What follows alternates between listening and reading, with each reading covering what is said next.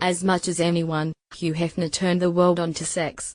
As the visionary editor who created Playboy magazine out of sheer will and his own fever dreams, he introduced nudity and sexuality to the cultural mainstream of America and the world. For decades, the ageless Mr. Hefner embodied the Playboy lifestyle as the pajama-clad sybarite who worked from his bed, threw lavish parties and inhabited the Playboy mansion with an ever-changing bevy of well-toned young beauties. He died September 27 at the age of 91.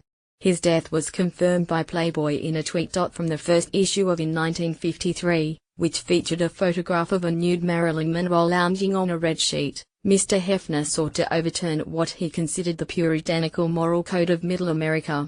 His magazine was shocking at the time, but it quickly found a large and receptive audience and was a principal force behind the sexual revolution of the 1960s. Mr. Hefner brought nudity out from under the counter, but he was more than the emperor of a land with no clothes. From the beginning, he had literary aspirations for Playboy, hiring top writers to give his magazine cultural credibility.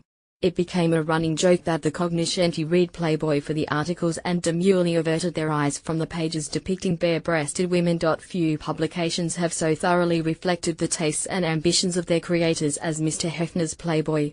"I'm living a grown-up version of a boy's dream, turning life into a celebration," he told Time magazine in 1967.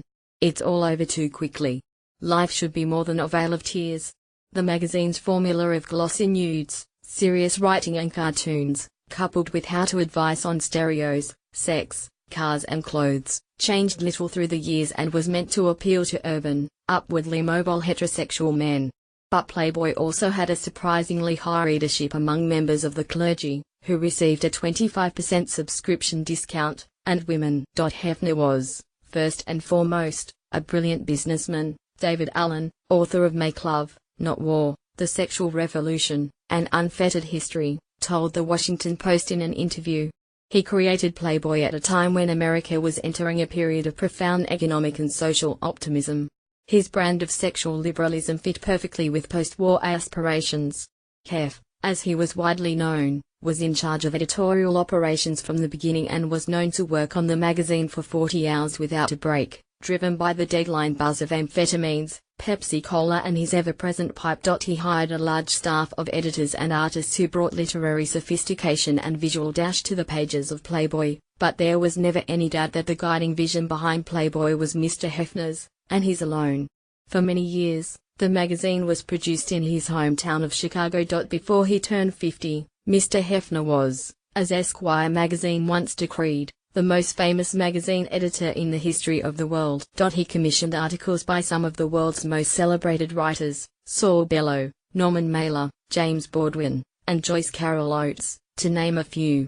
Among the works that first appeared in Playboy were excerpts from Alex Haley's Roots, Larry L. King's The Best Little Whorehouse in Texas, Cameron Crowe's Fast Times at Richmond High, John Irving's The World According to Garp and Bob Woodward and Carl Bernstein's All the President's Men. The magazine's in-depth interviews with leading figures from politics, sports and entertainment, including Muhammad Ali, Fidel Castro and Steve Jobs, often made news. One of the magazine's most newsworthy revelations came in 1976, when presidential nominee Jimmy Carter admitted in a Playboy interview, "I've looked on a lot of women with lust. I've committed adultery in my heart many times." Each month, Mr. Hefner wrote an editorial in which he sought to define the Playboy philosophy.